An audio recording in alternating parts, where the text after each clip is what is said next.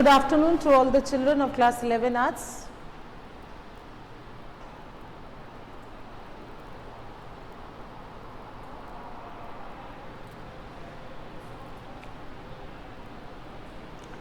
Yes, today as I have told you yesterday that today I will go to end up the chapter on equality.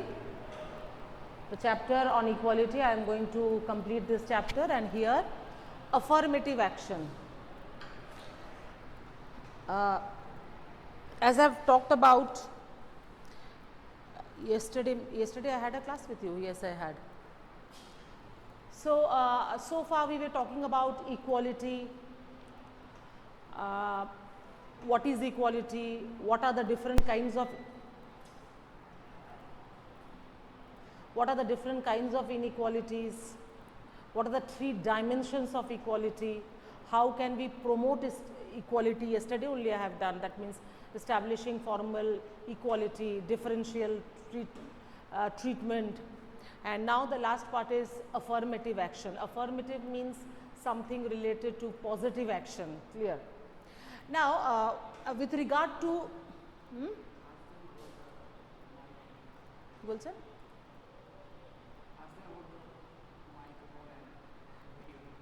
children, can you hear me and see me? Is the audio and video all right?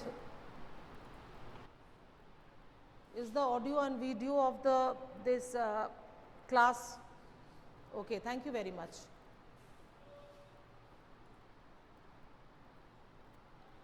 Yes, children, thank you very much. So far we have discussed that all democracies, it is an overall synopsis I will be talking about now, that more or less all the democracies of the world, they are based on the principles of equality. That means there should be no discrimination of any kind, all should be treated equally, and for that, laws have been made.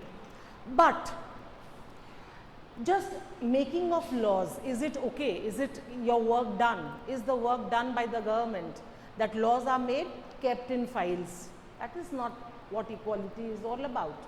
So what we have to take is that when laws are made for equality, now proper action should also be taken. That means proper measures should also be taken for the implementation of those laws, those policies which have been taken by the government for creating a society based on equality. So, under affirmative action we will come to discuss about what? That simply making laws is not the solution. So, what we have to do? We have to put those laws into action. That means we have to implement them. We have to put them into action. Whatever laws we have made, we have to implement them. That is affirmative action. This can be in several ways. Like, for example, children coming from very poor families, they also have the right to education, the right to achieve education, isn't it? But they are lacking that resources. Why? Because they come from a poverty stricken family. So in that case, how will affirmative action be taken? The government will make for infrastructural facilities like hostels, providing them with books and various other material things, places where they can stay there under healthy conditions, provide them with nutritious food, and then construct schools for them, proper schools for them, where they can actually stay, feed and have education. This is one aspect. And another one which I have already talked about is about positive discrimination. Positive discrimination means all those people once upon a time who have been exploited on the basis of discrimination, some kinds of reservation should have been made. That means quota system. Quota means a fixed number of seats should be kept for them for particular jobs as well as educational institutions depending upon their size. Size means population. Clear? And this particular aspect, yesterday only I have told you, it is known by the name of positive discrimination although it is discrimination, but this discrimination is done for whom? This discrimination is done for those people who have been the sufferers at various points of history. Clear? Although there has been a lot of debates on this particular issue of positive discrimination, but this is very true that there are sections of the people even today who have been discriminated at various points of time, and they are suffering, some of their generations are suffering even today, especially for administrative jobs, especially for health services, especially for educational services, you know, certain kinds of reservations have been made, and this is also a part of affirmative action.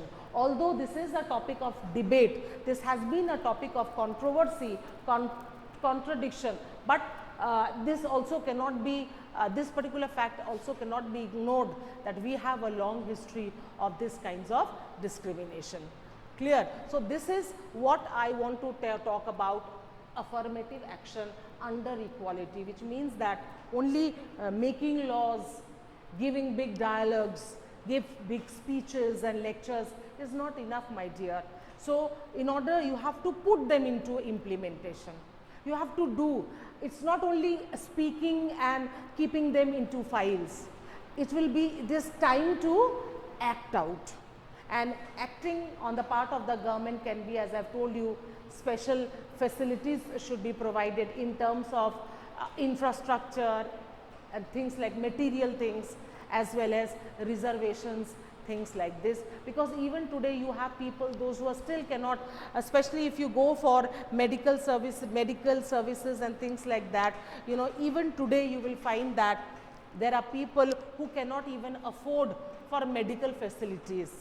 And when you go to government hospitals and things like that, there also you can find that certain quotas, certain amount of money as aids have been kept for the people coming from these kinds of background, and these all come within the policy of affirmative action on the part of the government to create a society where all will come up to the same level.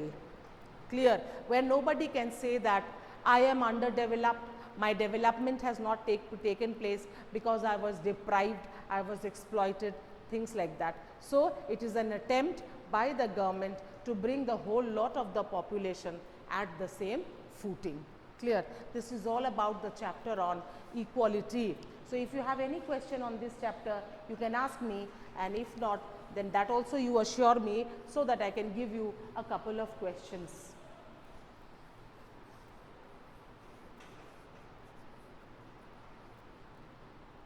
Okay.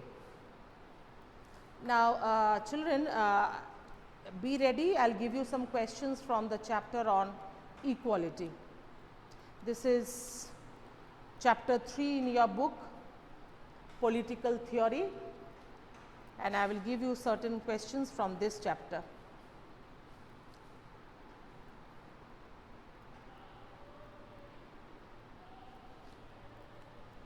Okay, write the first question, dear. What do you mean by equality? What do you mean by equality?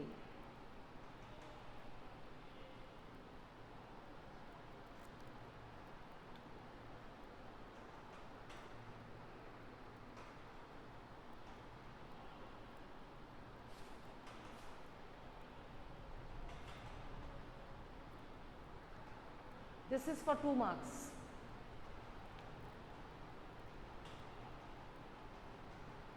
Next one, what are the different types of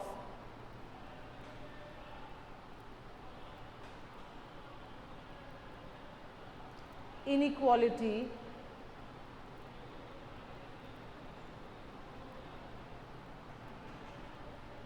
present in the society? Question mark.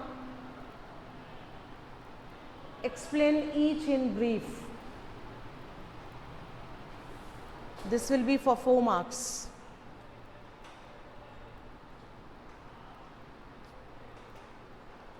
Next one, what is meant by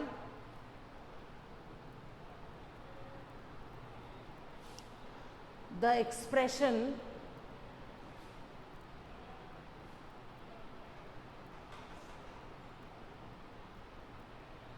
put a single quote, equality of opportunity, equality of opportunities.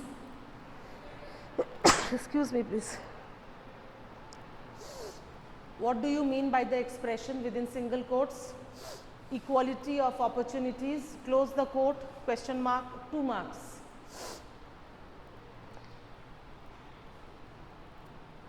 Next one, explain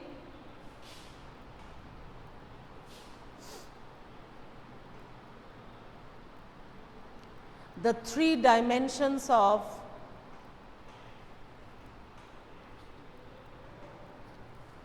equality.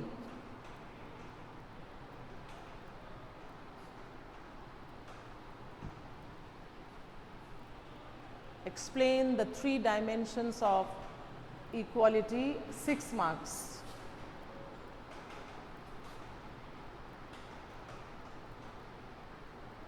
Next one, what does, next one, what does feminism, F capital, F-E-M-I-N-I-S-M,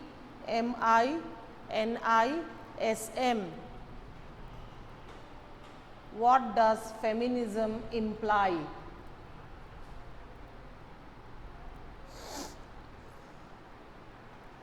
Question mark, 2 marks.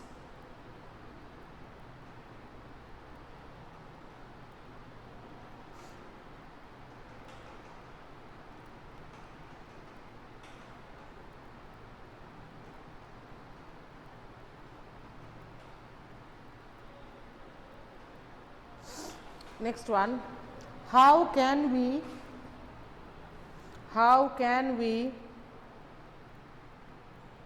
promote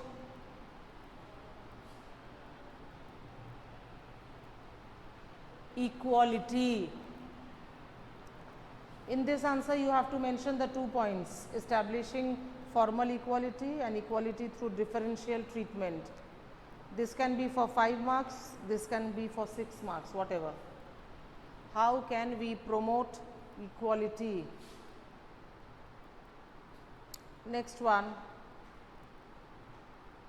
what do you mean by affirmative action?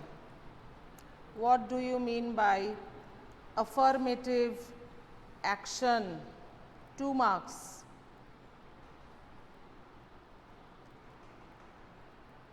Next one,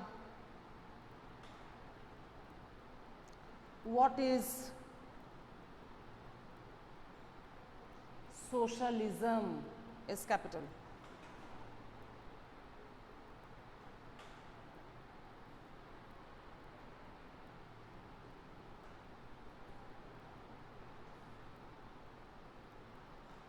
What is socialism? Question mark, 2 marks.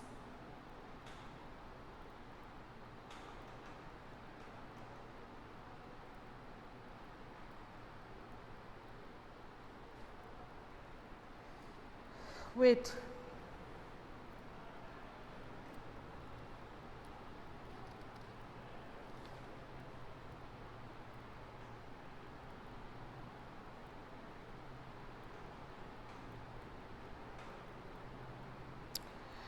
It is on page number 42. Another question you will get it in the page number 42, second paragraph from the 5th line. Right? What is patriarchy? What is patriarchy? P-A-T-R-I-A-R-C-H-Y.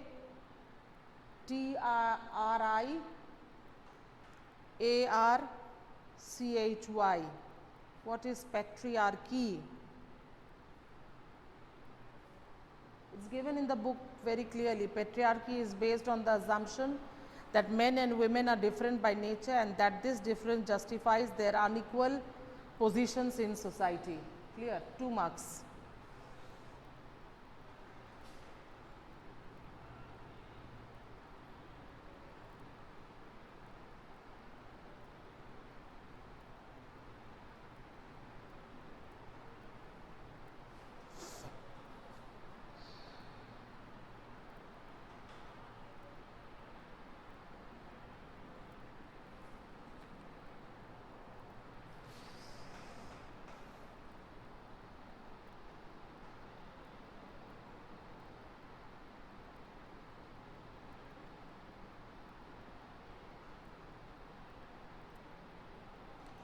Right, for one question, 1 marks question, right?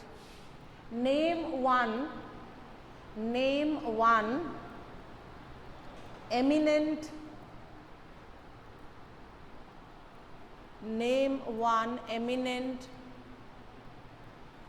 socialist thinker in India. This will be 1 marks question. It is on page number 44 under the topic socialism, and the name is Ram Manohar Lohia. Ram Manohar Lohia. He was an eminent socialist thinker. Ram Manohar Lohia.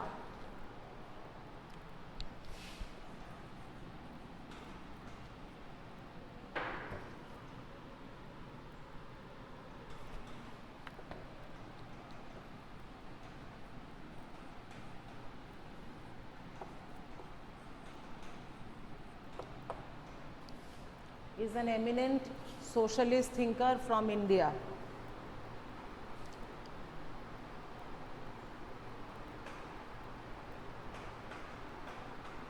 It will be for 1 marks, huh?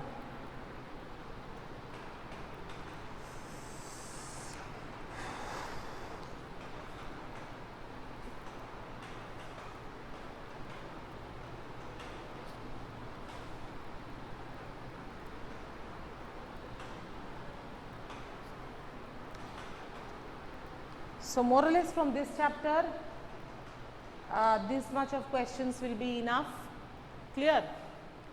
And next I will go to that book. I have told you that 1 chapter I will do from this book, 1 chapter from that book. Can you tell me in that particular book, which book I have completed that chapter, no? Election and representation. What is the next chapter in that book? Can you please name it, because I don't remember it now. Executive, okay, okay, thank you very much.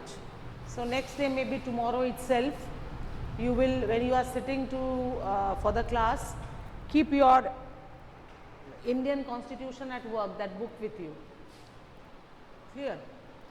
Keep that book with you, Indian Constitution at work. Tomorrow I will be discussing a chapter from that book. Usually children, what happens, you know, in your book the pattern which is given, the pattern in which the books it is given, it's not satisfactory to me, because the first organ of the government is legislature, second one is executive, the third one is judiciary. So, when legislature goes to the second point and executive first and then judiciary, I feel a bit haphazard. So, will it be better that if I first teach you with legislature, discuss legislature, then I go to executive and then to judiciary, the way in which the government is actually sequenced? You know, government is divided into 3 parts: legislature, executive, judiciary. But in your book, it's given executive first, then the legislature, then the judiciary. But for me, I suppose if I teach you legislature first, it should be better, isn't it? Because we will be talking about a parliamentary executive, because in this book we are actually studying what? All about India. That means working of Indian Constitution at work. So, India is a parliamentary executive, the government is a parliamentary form of government. So, if I start with legislature, I think that will be better for me, because it's only in your book I found that the order is a bit changed or disturbed. Otherwise, whichever book I have taught till date, other curriculum books, I found that legislature should be put first, then the executive, and then the judiciary. And here the whole order is, I don't know why it has been distorted in this way, God knows. So any questions if you have, you can ask. So I don't want to start the chapter today. Okay. So if you are not having a question, so for this much I am ending the class today, but do wait for the next class which you will be having.